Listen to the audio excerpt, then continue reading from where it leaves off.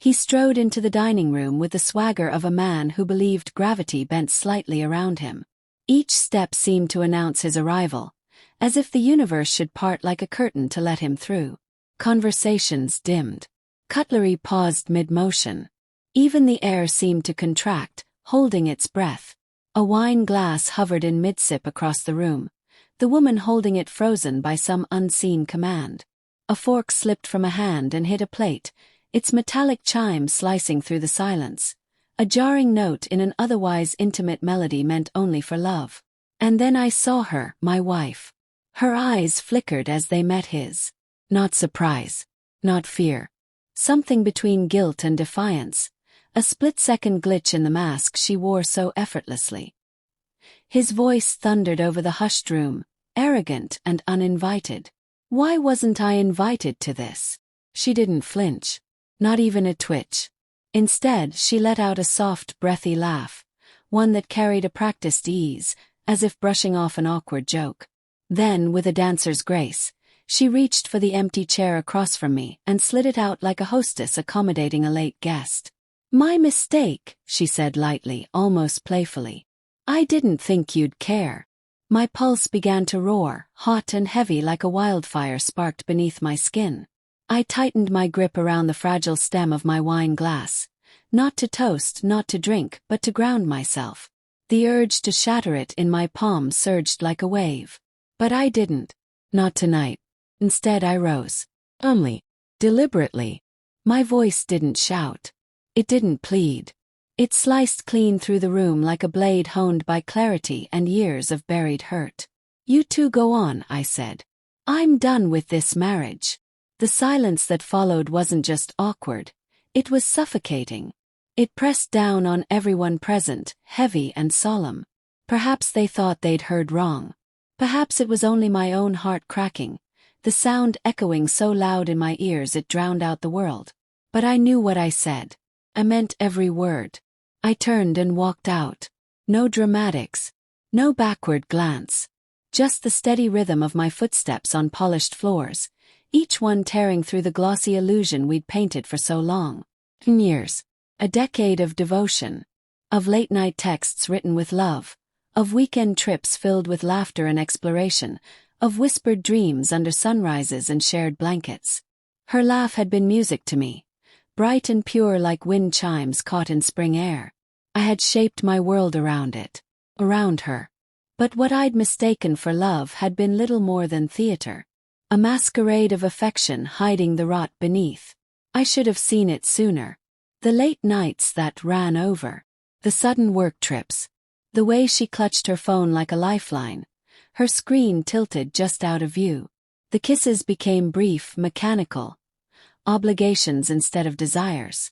Our bed, once warm with tangled limbs and easy intimacy, now felt colder than the tiled floor. I asked her once, casually, who she was always texting. "Just work," she said. Smile. But that smile didn't quite reach her eyes. That was the first crack in the facade. Then came the receipt, crumpled, half forgotten in the pocket of her coat. A romantic dinner for two. A bottle of red wine she'd always claimed to despise. Unless, of course, that too had been a lie. And the name on the card. Marcus. Stranger to me. But clearly not to her. I didn't confront her. Not then. Confrontation gives people time to cover their tracks. Instead I watched. 3 weeks. 8 unexplained late nights. 2 business trips that, according to her company, never existed. I didn't cry. I didn't scream. Plan.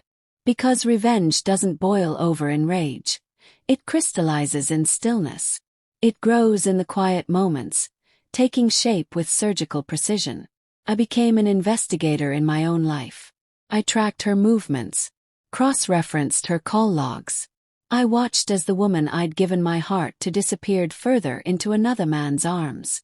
A man who, as I later learned, was not only her lover, but our financial advisor. The same man who handled our investments, our savings. That's when it deepened. It wasn't just love she betrayed. It was trust. It was livelihood. It was my future. I had an old college friend, a cybersecurity expert. He helped me clone her phone without her ever knowing. From there, the truth unraveled like rotted thread. She was draining our shared accounts. Small amounts disguised as grocery runs or salon visits. $1000 here. $1 there. Over a year, it totaled nearly $40000. All while smiling at me across dinner tables. All while calling me babe with hollow sweetness. They had plans. A future built on my sacrifice. Vacations. New home. New lives without me but with my money. In one message she wrote, "He's so easy to fool. You were right, Marcus. He never sees it coming." That one burned. But instead of letting it break me, I buried the pain and sharpened my resolve. Over the next 7 weeks, I constructed a plan so tight it left no room for loopholes. First, I moved all our liquid assets into a trust under my brother's name. Then I filed for divorce quietly. The prenup clause she'd overlooked gave me all the leverage I needed, and her financial misconduct sealed the deal. I froze our joint accounts, canceled her cards, sent anonymous tips to the IRS about Marcus' shady financial dealings, which, as it turns out, extended far beyond just our money. And then came the final move. I booked a table at her favorite restaurant, the one she used to post about online, always gushing about the ambience, the wine, the view. I told her I wanted to reconnect. Try again. She agreed, believing I was still the man she could lie to and keep. And I made sure Marcus knew exactly where we'd be. When he barged in, all self-importance and theatrical outrage, I watched her face crumble. Not entirely, but just enough to reveal the panic she'd hidden so well. Not panic at seeing him. Panic that the curtain was falling. And I was the one pulling the strings. She reached for the chair with a tremble she tried to hide. Her composure cracking at the edges. That's when I stood. That's when I said the words. "You two go on. I'm done with this marriage." And I walked away. She returned home to an empty closet and a thick manila envelope on the kitchen counter. A divorce petition. Evidence files. Her world neatly dismantled. Her home. Untouchable. Locked in the trust. Her bank cards. Declined.